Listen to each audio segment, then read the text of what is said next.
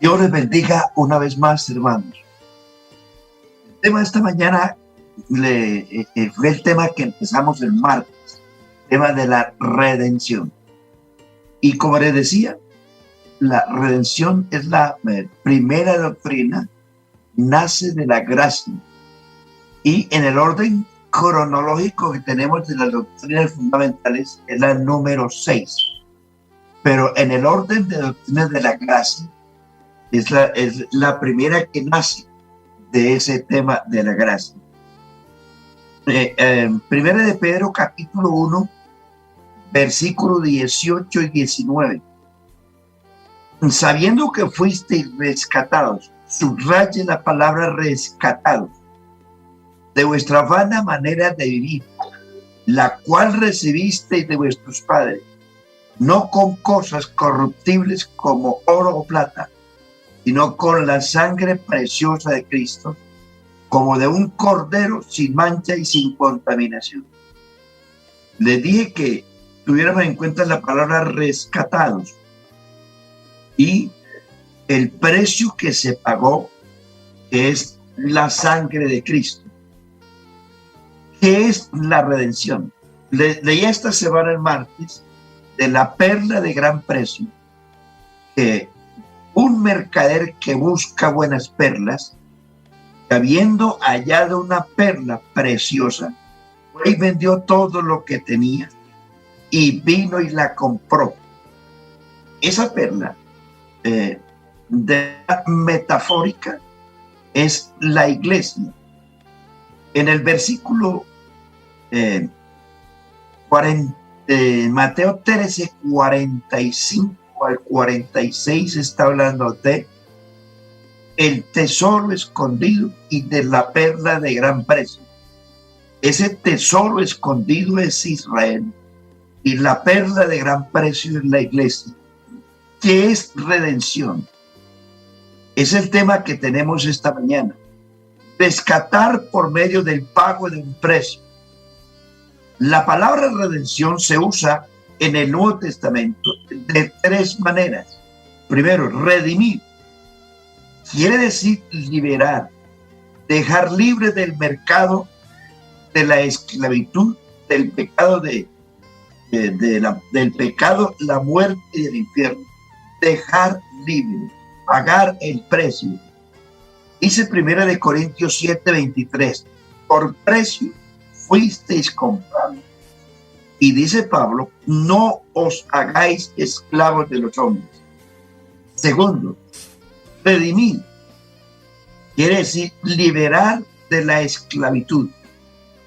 Significa que el esclavo no volverá a ser más esclavo. Tercero, significa rescatar mediante el pago de un precio. Comprar. Dice Tito 2:14, quien se dio a sí mismo por nosotros para redimirnos de toda iniquidad y purificar para sí un pueblo propio, celoso de buenas obras. La redención es en Cristo Jesús. La redención fue obrada por medio de la sangre del Señor Jesucristo. Hermanos y amigos, nosotros no somos salvos, no fuimos rescatados por la vida de Cristo. Anote esto, no somos rescatados por la vida de Cristo, no somos rescatados por el poder de Cristo, no somos rescatados por el ejemplo de Cristo, no somos rescatados por los milagros que Cristo hizo, somos rescatados mediante el precio que se pagó en la cruz del Calvario. La cruz y el sacrificio que Jesús hizo ha sido el precio más grande que se haya pagado por un mundo de esclavos. En el Antiguo Testamento, en las antiguas culturas que se manejaba en la cultura de esclavos, normalmente el esclavo nacía esclavo o por asuntos de pobreza tenía que venderse a un rico, a un terrateniente, en fin, tenía que venderse el hombre rico, el hacendado, el multimillonario compraba esclavos para que le trabajaran y sirvieran de esa forma.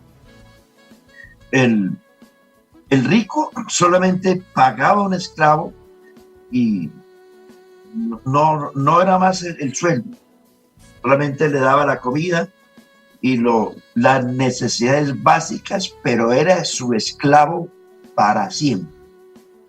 Ahora, según las culturas antiguas, sí, el hacendado, el rico, podía vender ese esclavo y en ese entonces la cultura era que si usted se aburría con el esclavo por alguna razón, lo ponía en la plaza pública, en la plaza de los esclavos. Así como hoy existe la famosa feria del ganado, en fin, de equinos y hay animales semovientes. Hay feria de todo eso, entonces el comprador va, el que vende lleva su hato de animales para la venta y los que quieren comprar van y compran. En ese entonces parece que era igual. El hacendado que no quería más los esclavos por alguna razón, los sacaba a la plaza pública, a la feria de los esclavos, y ahí llegaban los demás a comprar esclavos, como comprando vacas, comprando bestias. ¿Cuánto vale este? Vale tanto, bueno, me lo llevo. Ese esclavo dejaba de ser esclavo de este dueño para ser esclavo del otro, el que lo compraba. Ese es un ejemplo bien importante, hermanos, porque en esa condición estábamos los seres humanos. Nosotros fuimos secuestrados. En Adán perdimos, en Adán morimos, en Adán fuimos condenados, en Adán fuimos entregados como siervos de Satanás. En Adán nosotros teníamos todo, las bendiciones, pero cuando éste pecó, le entregó no solamente esta parcela que se llama mundo en las manos de Satanás, sino que entregó las almas nuestras en manos del enemigo. Y el diablo, por eso es que él hacía con nosotros lo que quisiera. Se inventa religiones de todo lado con el fin de mantener esclavas a las personas atados a una religión. Religiones muertas. Lo que hacía era el terrateniente era comprar esclavos, vender esclavos y seguía siendo esclavo. Terrible esa situación. En este caso, hermanos y amigos, nosotros éramos esclavos del pecado, esclavos de Satanás, esclavos de la muerte, esclavos de todo. Porque el pecado, la muerte, la enfermedad y la desgracia entró a consecuencia de la desobediencia de un hombre. Y éramos por naturaleza esclavos. Entonces, la diferencia aquí es que el esclavo que era vendido seguía siendo esclavo del otro. La diferencia aquí existe, hermanos, es en que el Señor Jesucristo nos compró, pagó el precio. El Salmo 102 dice, el Señor miró desde los cielos para soltar a los sentenciados a muerte. A los que estábamos ya condenados, el Señor vino, nos miró del cielo, vino a la tierra y a través de su muerte, sepultura y resurrección pagó un precio, pagó el rescate. Pero lo importante es que nosotros dejamos de ser esclavos de Satanás, del pecado, de la muerte, del temor y de la enfermedad. Y no somos esclavos de nadie. Es decir, Jesucristo vino, pagó el precio, nos compró y nos dejó libres. Porque eso es lo que significa redención, comprar esclavos en el mercado. Pero lo más importante es que el Señor nos compró y nos dejó libres. Juan 8:31 dice, conoceré la verdad y la verdad os hará libres. Cristo pagó el precio, nos dejó libres, nos adquirió mediante el pago de un precio, el rescate de las garras del diablo, del pecado, de la muerte, del temor, de la maldición. Ahora, muy importante, hermanos, ¿quién podía redimir? Les pongo un ejemplo también del Antiguo Testamento. En el Antiguo Testamento existía la ley de la redención.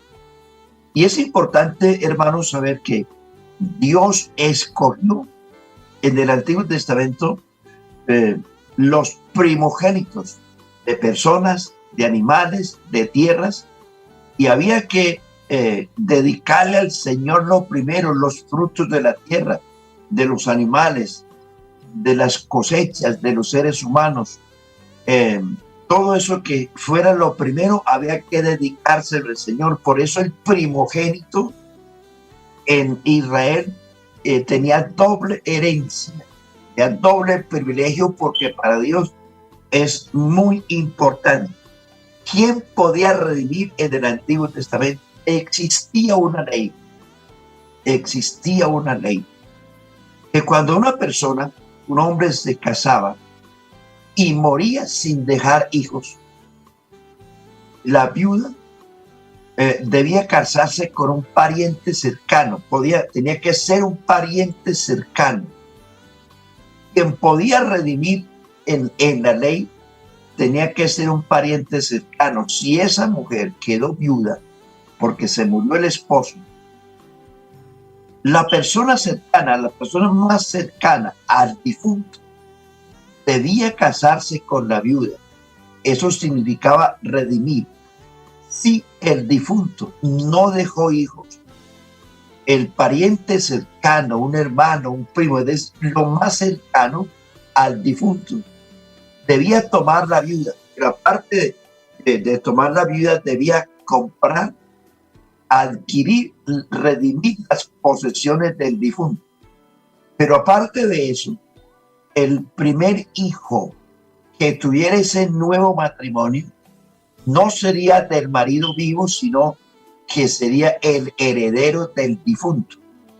Dice Dios, con el fin de que nadie quedara sin herencia.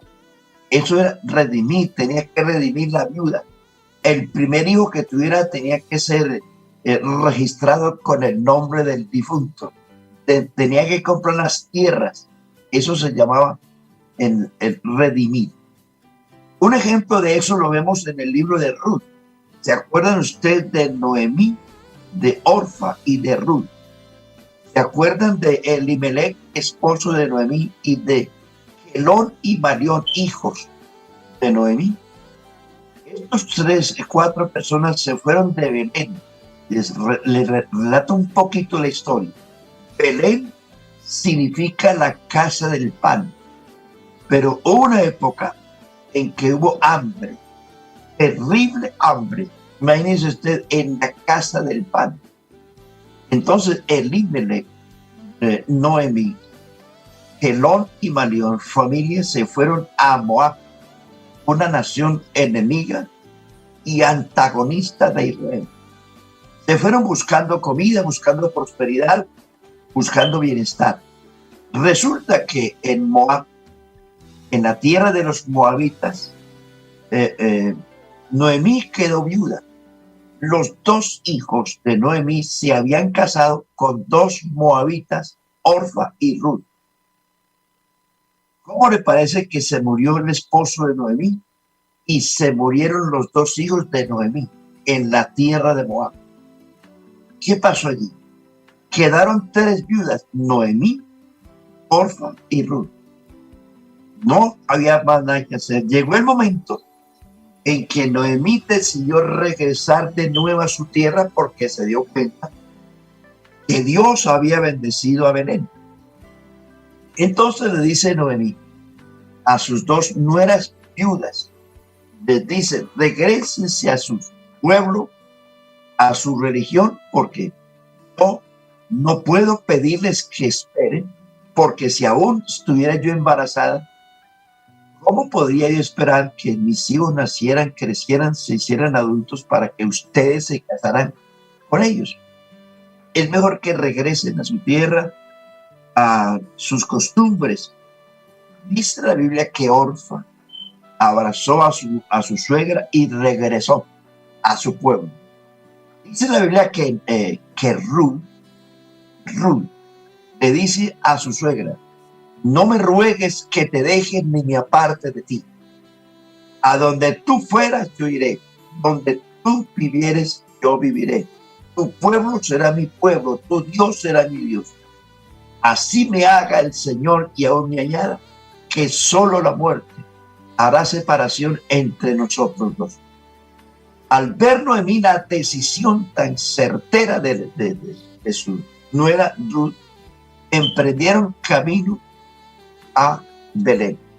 En Belén, el esposo de Noemí tenía parientes cercanos que podían redimir. Entonces ya ustedes conocen la historia del libro de Ruth, todo lo que Noemí hizo con el fin de que Ruth pudiera ser redimida por un familiar suyo. Ya ella hizo todas las vueltas y llegó a los sembrados de Box. Le pidió que redimiera conforme la ley de Israel. Boaz le dice: mire, hay un pariente más cercano. Si ese pariente más cercano te redime, no hay problema. Pero si ese pariente cercano no te redime, entonces la lista, yo sigo en la lista. Así ocurrió. El pariente más cercano no quiso redimir. Por eso fue que Boaz tomó el cumplimiento de la ley y redimió a Ruth. La hizo su esposa, compró las heredades del difunto, y ahí es donde se aclara lo que es redención. Redimir. La tomó por su mujer, la hizo su mujer, tuvo hijos de ella, y eso es decir, la rescató, porque en el Antiguo Testamento para una mujer viuda era un asunto bien complicado. Una mujer estéril en el Antiguo Testamento era complicado, o viuda. Por eso la ley preveía todo eso para que fuesen redimidas las personas. Ahora, ¿a qué vengo yo? Que la única persona que podía redimir la vida del difunto, las tierras y las viudas era el pariente cercano. ¿A dónde voy? Que el Señor Jesucristo, para redimirnos a nosotros, tenía que venir a ser nuestro pariente cercano. Esa era la ley. Entonces, ¿qué fue lo que el Señor Jesucristo hizo? Siendo Dios, porque Jesucristo es Dios sobre todas las cosas, bendito por los siglos de los siglos. ¿Qué hizo Dios para redimirnos a nosotros? Ahí es donde está el misterio y el secreto. Como lo dice Pablo, grande es este misterio, misterio de la piedad. Dios se manifestó en carne. Dios como Dios es espíritu, esa es su naturaleza. Es espíritu, es incorpóreo, y como tal no tiene cuerpo ni tiene sangre. Y como la ley de redención demandaba derramamiento de sangre desde el paraíso se demandó derramamiento de sangre para redimir, y se demandó un sacrificio sustitutivo. Eso ocurrió desde Adán, desde que Dios redimió a Adán con un sacrificio. Con la sangre redimió a Adán, con las pieles lo cubrió, y con la muerte lo sustituyó. Esa era una ley que se estableció desde el paraíso. Entonces tenía que tener un redentor. En este caso, el redentor espiritual de nosotros tenía que ser un pariente cercano. ¿Cómo hacerlo? Si ningún ser humano puede redimir a otro, no puede. ¿Por qué razón? Porque para redimir se requiere derramamiento de sangre. Y no se podía derramar sangre del ser humano para redimir un ser humano. Mire usted que es tan importante esto, que Dios en el Antiguo Testamento prefirió la sangre de corderos, de bueyes, de animales, de machos cabríos, de tórtolas, de palominos. Prefirió la sangre de animales para la expiación del pueblo del Antiguo Testamento antes que la sangre de los hombres. ¿Por qué? Porque la sangre de todo ser humano está contaminada. No existe un hombre que pueda rescatar a un hombre, porque tiene que ser rescatado mediante el pago de un precio, y ese precio demandaba derramamiento de sangre, porque es la única forma que Dios estableció desde el paraíso, y estaba profetizado desde antes de la fundación del mundo que Cristo vendría como cordero, como sustituto para redimir a los hombres perdidos. Pero lo que Dios hizo fue eso. Dios se hizo hombre, se hizo carne. Dios entró en el mundo. Dice Hebreos capítulo 2, 10, que Él entró en el mundo. ¿Cómo entró Dios en el mundo? Entró en un cuerpo, porque Dios es espíritu y es incorpóreo, no tiene cuerpo, pero para entrar al mundo de los hombres tenía que tomar un cuerpo semejante al de los hombres para poder venir a ser nuestro pariente cercano. Por eso dice Romanos capítulo 8, que lo que era imposible por la ley, a consecuencia de la debilidad de la carne, Dios se hizo hombre, hizo carne, para que a través de esa humanidad se tendiera el puente entre el cielo y la tierra. Esa escalera que Jacob vio en Génesis capítulo 28 es una tipología de Cristo, donde el Señor tiende un puente del cielo a la tierra, un puente porque había un gran abismo entre Dios y los hombres. Por eso la humanidad de Jesús es el puente que Dios trazó para unir al hombre con Dios y a Dios con el hombre. En el paraíso, cuando el hombre pecó, Dios y el hombre se dieron la espalda. En la cruz del Calvario, Dios miró al hombre con el fin de reconciliarlo. En el arrepentimiento, el hombre mira a Dios y se hace de nuevo amigos. Eso es lo que llama reconciliación. Y también lo que el medio de redención. Por eso es importante, hermanos y amigos, Dios se hizo hombre para venir a ser nuestro pariente cercano. Él entró en el mundo en un cuerpo humano. Eso es lo que dice la Biblia. Ahora, el Salmo 8 dice: cuando veo tus cielos, obra de tus dedos, la luna y las estrellas que tú formaste, digo, ¿qué es el hombre? Para que tengas de él memoria, el Hijo del Hombre para que lo visite. ¿Cuánto visitó Dios al hombre? La única manera es haciéndose semejante a los hombres. Entonces, dice Romanos 8:32, el cual no escatimó ni a su propio Dios, sino que lo entregó por nosotros. ¿Cómo no nos dará con él todas las cosas?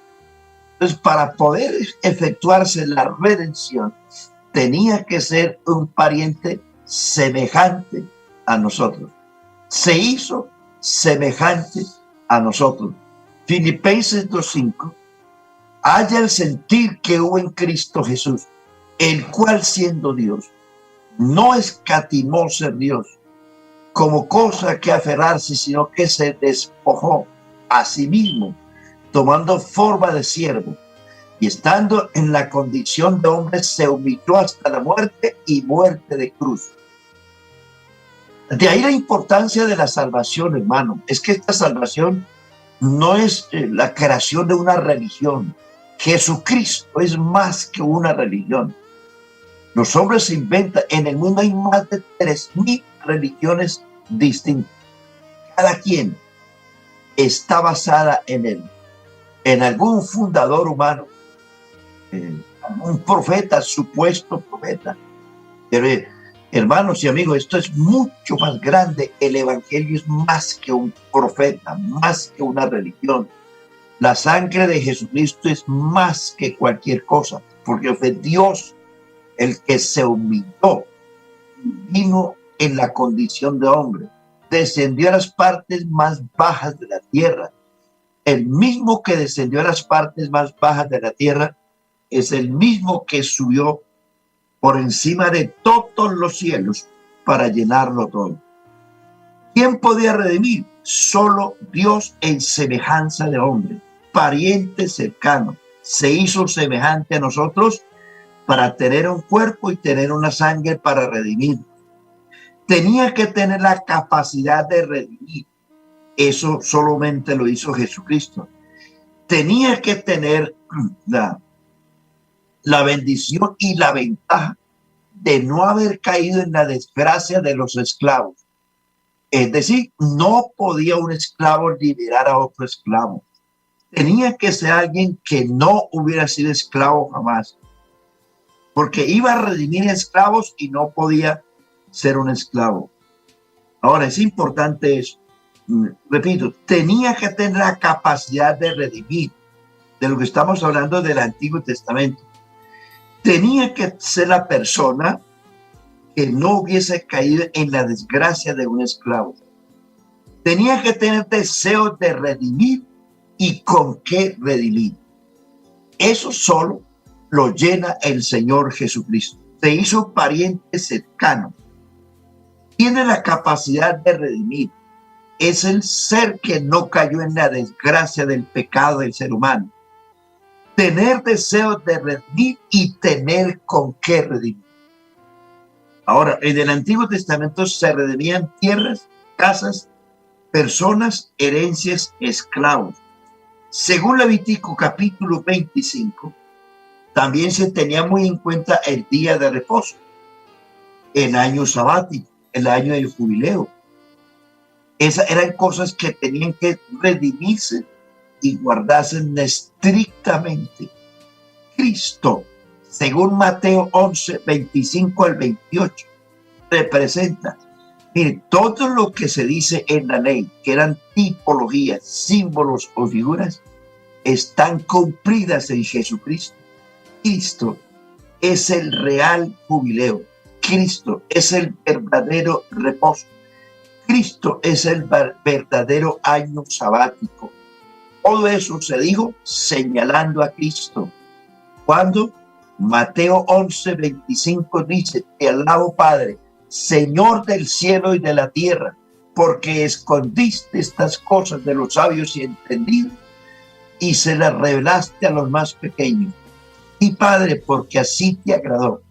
Nadie conoce quién es el Padre sino el Hijo, y nadie conoce quién es el Hijo sino el Padre. Y esto a quien el Hijo se lo quiera revelar. Venid a mí. Note esta expresión: venid a mí, todos los que estéis trabajados y cargados, que yo os haré descansar. Llevad mi yugo sobre vosotros y aprended de mí, que soy manso y humilde de corazón, y hallaréis descanso para vuestras almas, porque mi yugo es fácil y ligera es mi carga. Uno oye mucha gente a través de canciones y mensajes. Dice: es que el evangelio es tan duro, qué cruz tan pesada. No, Señor, el evangelio no es duro ni es pesado. Al contrario, el Señor dice: vengan a mí y recibirán descanso para vuestras almas, porque mi yugo es fácil y ligera mi carga. Entonces, en el Antiguo Testamento había que guardar la ley obligatoriamente, el año sabático obligatoriamente, el año del jubileo obligatoriamente. Eso era una ley. Quien no la cumplía moría. Ahora, uno puede guardar el día de reposo o el año sabático o el jubileo, lo puede guardar, pero si usted no tiene paz en el corazón, de nada sirve. Yo puedo guardar el sábado. Hay muchas iglesias evangélicas que guardan el sábado. Son estrictas en la ley, pero la ley no fue dada para la iglesia. La ley no es dada en el Nuevo Testamento. La ley fue dada a Israel. Yo puedo ser, guardar todos los días de reposo, los años sabáticos, el año del jubileo, y ser un maldito y estar bajo maldición. Porque la Biblia dice que el que no permaneciera en las palabras de este libro sea maldito. ¿Queré yo echarme encima la ley, intentar guardar una cosa que a mí Dios no me mandó? Estoy bajo maldición, porque yo puedo estar un día completo en la casa descansando, un día de reposo, pero puedo ser un maldito porque no tengo descanso espiritual. El descanso en el Nuevo Testamento no son días ni años, es Cristo. Cristo es el reposo. Cristo en el corazón es la esperanza de gloria. No mire el evangelio como una carga, mire el evangelio como una bendición. El evangelio nos trae paz con Dios, paz consigo mismo y paz con los demás. Ahora, Cristo fue el que vino a liberarnos de todo esto. Mire, hay más de 40 cosas de las cuales el Señor nos redimió. Ahora, pero le menciono aquí algunas poquitas. ¿De qué nos redimió? Estamos diciendo que ¿quién podía redimir? Solo el pariente cercano. Por eso Jesús se hizo pariente cercano a nosotros. Ahora, ¿de qué nos redimió? Note tres cosas importantes. Nos redimió de algo, nos redimió para algo y nos redimió para alguien. Note las tres preposiciones: de algo y para alguien. Miremos, de algo. ¿De qué nos redimió? Nos redimió de la ley, de la maldición de la ley, del pecado, del mundo, de la muerte, del diablo, del infierno, de la gran tribulación, de las enfermedades, de la ira de Dios, de la circuncisión que esclavizaba a la gente, de las transgresiones. Quitó la pared intermedia de separación, abolió en su carne las enemistades de la ley, anuló el acta de los decretos que había contra nosotros, quitó las enemistades, nos libró de la cautividad, nos libró del infierno, nos libró de, mejor dicho, aquí le menciono solamente algunas de lo que nos redimió. Son más de 40 de lo que Él nos redimió. Y es importante tener en cuenta eso. Hay gente que dice, oh, el Señor me salvó del cigarrillo, me salvó de la prostitución, me salvó del vicio.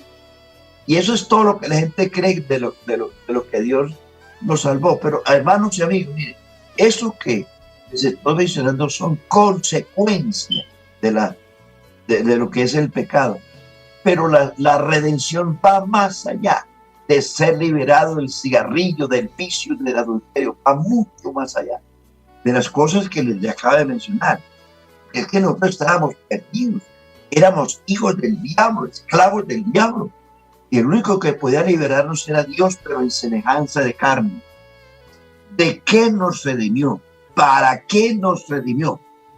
La Biblia dice, a fin de que seamos para alabanza de su gloria. Nosotros que primeramente esperábamos en Cristo, nos redimió para alabanza de su gloria. Para alguien. Esas tres preposiciones: de algo, para algo y para alguien. ¿Qué es lo que dice Apocalipsis? Capítulo 5, verso 9. Y cantaban un nuevo cántico, diciendo, digno eres de tomar el libro y de abrir su sello, porque tú fuiste inmolado. Y con tu sangre nos has redimido para Dios de todo linaje y lengua y pueblo y nación. Póngale cuidado a eso. De algo, de lo que le mencioné aquí, de la ley, de la etcétera, la mención de la ley. Para algo, para alabanza de su gloria. Y para alguien. Dice, nos redimió para Dios y nos hizo reyes y sacerdotes. Con su sangre nos has redimido para Dios de todo pueblo, tribu, linaje y nación. Tengan en cuenta esas cosas, hermanos. El tema de la redención continúa.